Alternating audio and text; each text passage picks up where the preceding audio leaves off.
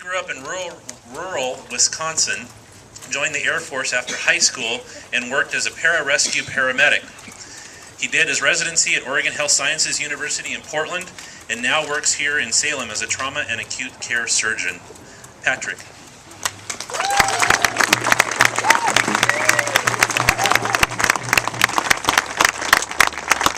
Thank you, Jeremy.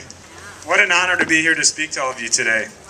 I'd like to introduce my fellow healthcare professionals that are here with me, and we're representing over 600 healthcare professionals in the Pacific Northwest sounding the alarm on coal exports. Dr. Tsongas is an environmental health scientist and epidemiologist. Dr. Voss Andre is a medical doctor with an MD PhD in neuroendocrinology. Alana Steinke is a pediatric nurse. Diane Nguyen is a registered nurse with a master's in public health. And Marley Day is a pediatric nurse practitioner.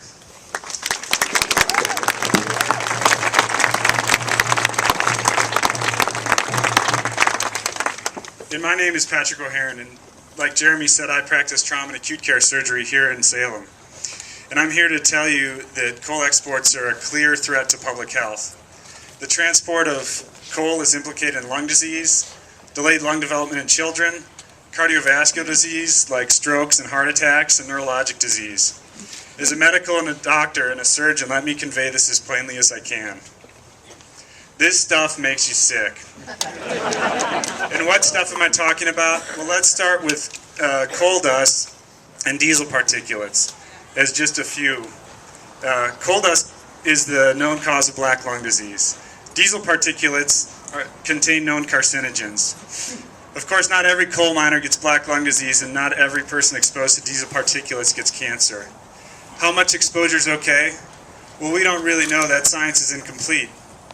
We could, however, study tens of thousands of Oregonians by rolling hundreds of coal trains past their communities every month.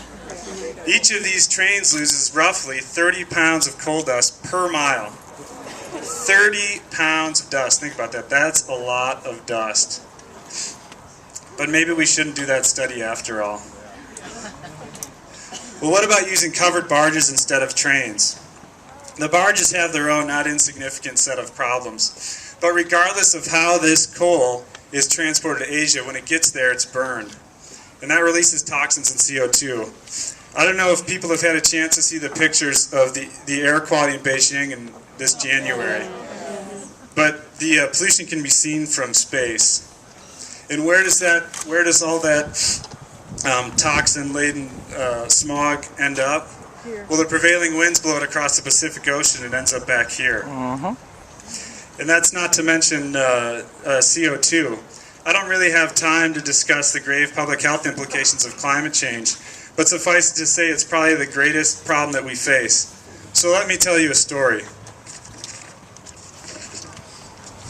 As an intern, as a surgical intern, one of your duties is to round on all the patients on your service in the morning before the team arrives. So I was a new intern at the VA hospital, and it was about 5 in the morning, and there was a patient who I was particularly fond of who I could not find, which was odd because he had just undergone surgery to remove part of his lung from lung cancer. So as I'm frantically looking about for him, one of the nurses clued me in, and I walked outside the hospital and crossed the street, and there he was smoking. And he was smoking through his stoma because this wasn't his first major operation. He had his smoking had caused him to have throat cancer, and he'd had most of his throat removed as well. So this patient is all of us. Our habit is burning fossil fuels. And that particular cigarette that he was smoking the day after his second major operation that was caused, a cancer caused by his smoking, is this coal export project.